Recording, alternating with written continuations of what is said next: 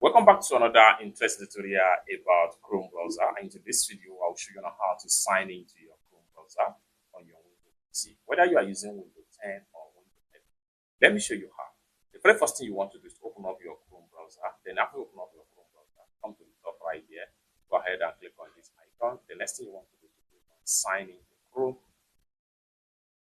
And this is going to pop up right here. Next thing you want to do is to go ahead and enter your email address.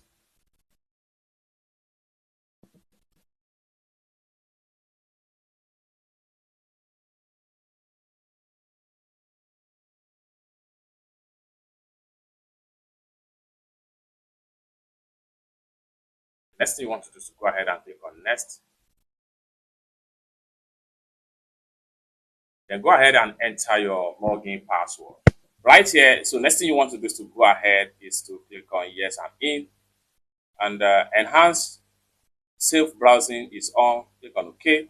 And you are done. You have successfully logged into your Chrome browser. So by the time I click on the top right here, you can see my profile has appeared.